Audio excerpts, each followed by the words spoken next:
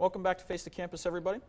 Tonight we have a special guest here on the show, Mr. Mike Manning, here from MTV's Real World, DC. Mike, thanks for coming on. Yeah, you're welcome. Again, Mike's a political activist. He's speaking here at Clarion University tonight. So, Mike, can you tell us a little bit about what your lecture's regarding tonight? This specific lecture is about activism in general and why it's so important for younger people to be politically active, politically engaged. And then I'm also going to talk about my time in DC and the organizations I worked for. So I'm going to talk about the Energy Action Coalition and my work with environmentalism, and then how that kind of turned into a job with the Human Rights Campaign and my fight for equality. Okay, now, what first got you interested in politics? I mean, was it before DC, or was there a specific topic that interested you? Well, I've always been interested in environmental stuff because in college, when I was in college in Colorado, I was a business major, and I worked with small businesses to make them more environmentally conscious and reducing their carbon footprint, things like that. I was in a club, I don't know if you guys have it here, but it's called SIFE, Students in Free Enterprise.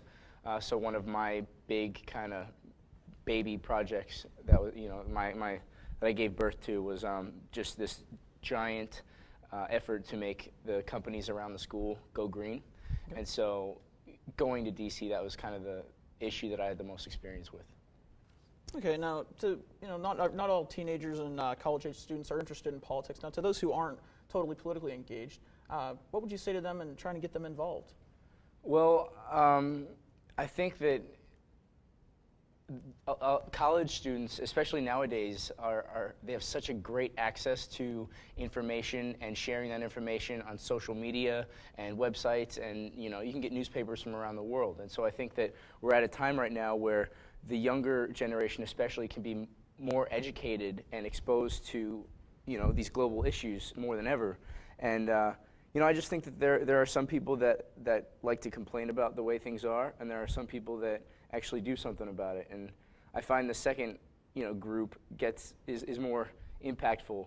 So it's just something to think about. A lot of people are very opinionated. They'll hide behind their keyboards and type about stuff on websites, but a lot of people don't actually have the gall to go out and do something about it. Now, you kind of touched on it there, through the getting involved. Now, what would you say political activism means to you? I guess just,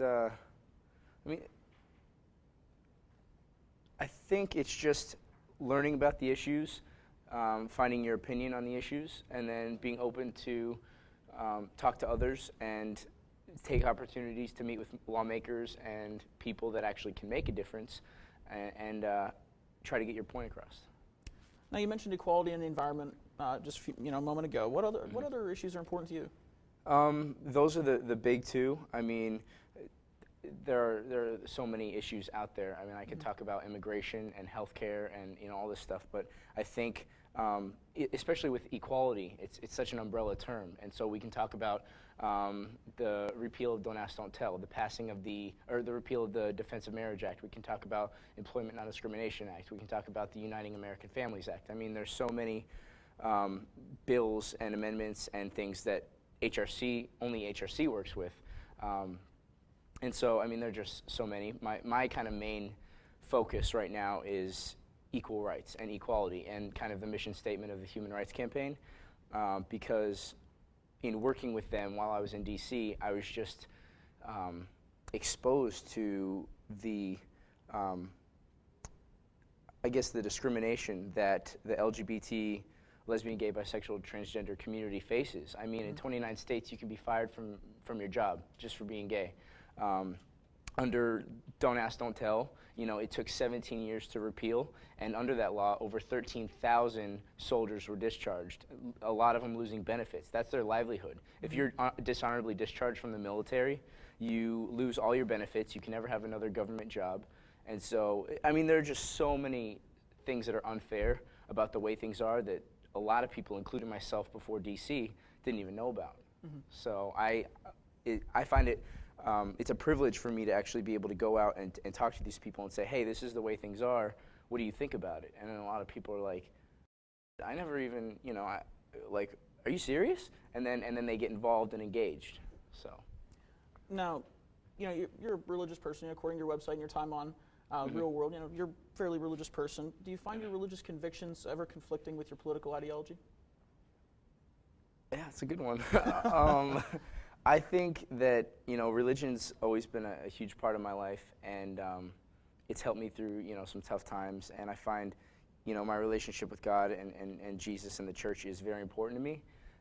But that's not to say that because of some of the because of Real World and some other recent causes that I've become involved with, it hasn't created some tension between me and some members of my church.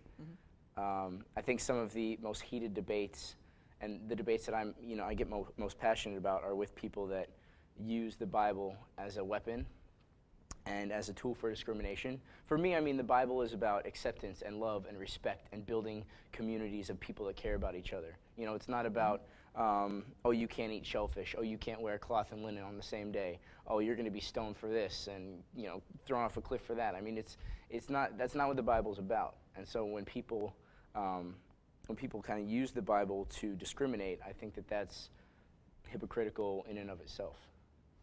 Okay, now, moving to some other topics, you know, of course, you're most famous for your time on Real World. Do you feel that your time on the show has helped you politically? Yeah, I mean, it's definitely given me a platform for a lot of my issues, and it got me involved in politics. I mean, before I was a business student in Colorado, and I, you know, like I said, environmental stuff, and you know, I was engaged in certain issues, but definitely not to the level that I kind of immersed myself in DC.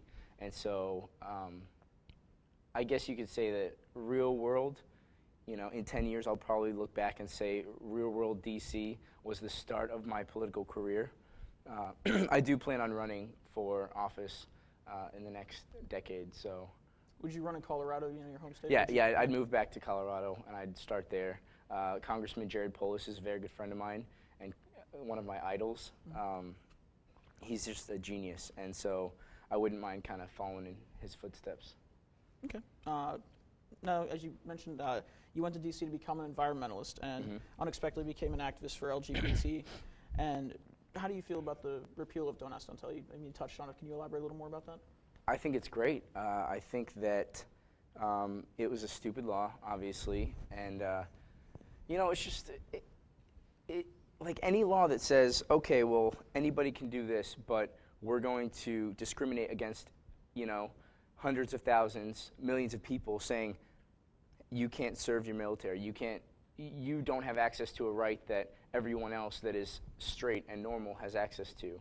I mean, I've met, in working with the Human Rights Campaign and Service Members United while I was in DC, I met so many veterans, like these big guys that you would never guess that, you know, a lot of them were telling me they were Arabic linguists and they knew, you know, 6-7 languages, a lot of them, you know, based in the Middle East in a time of war. And a lot of these guys had skills and their sexual orientation had nothing to do with their skills, you know what I mean? And so I think it was a stupid law. It took 17 years to repeal, but I think it's a step in the right direction, and it's also adding momentum to the equal rights movement in general, just saying, hey, a lot of these people got involved, engaged, voiced their opinions, we saw a change happen. You know what I mean? Yeah. So. Now, as you mentioned, you're very much a man of acceptance, you know, and equality. Explain how this ideal is important to college-age students, not only just for themselves and in society, but accepting others. Well, I think it's good, you know, you and I talked before about now in our society, you know, the millennials, like our generation, we're so exposed to diversity, to other cultures, to other ideas, to, you know, I think we're traveling more, and you can sit behind your computer and just read newspapers from all over the world and watch YouTube videos of, you know, the riots in Egypt. We have such great access to other cultures and things that we never did before. And so I think that just a side effect of that is our culture becoming more accepting to new ideas and less discriminatory. And I think that's great, you know. Absolutely. I just, that's the way it should be. All right, and lastly for you, Mr. Manning, the topic we're covering on the show tonight talks about President Obama's and the administration's plan to allocate $53 billion for high-speed rail travel. Now, being an environmentalist, do you think this is a great plan and a good idea for America? If it reduces our dependence on foreign oil, I think it's great. I don't know the specific details, but infrastructure is always something that boosts the economy, and it's kind of, Democrats and Republicans can agree on it because it creates jobs, and especially if it's going to, like I said, reduce our dependence on foreign sources for oil. That might relieve some pressure on us as, foreign relation-wise. Yeah, no, that's part of the plan too, is that it's supposed to cut down on some of the foreign oil and things like that. So, again, obviously, big environmental issue right now is, getting away from the fossil fuels. As long as they can construct this railroad in an environmentally friendly as possible way, then I'm all for it. All right. Well, thank you for being on Face thanks the a lot, Campus man. today. Can I plug my movie? I have a movie coming out next month. It's called You're an actor as E-Cupid. well. Here, give us a little insight into your acting career, what's coming up, and about this movie. Okay, well, I have a movie coming out. It's in March. It's called E-Cupid. It's a romantic comedy about a guy's iPhone app that kind of takes control of his love life. So I play this like skater kid guy, and it's really funny. So, I can send you guys information on that, or it'll be on my website. So obviously, you read some of that stuff. Yeah, we'll keep tabs on that. Yeah. All right, man. Well, Thanks a lot for having me. Not a problem. We'll have more coming up on Face the Campus after this, so stay tuned.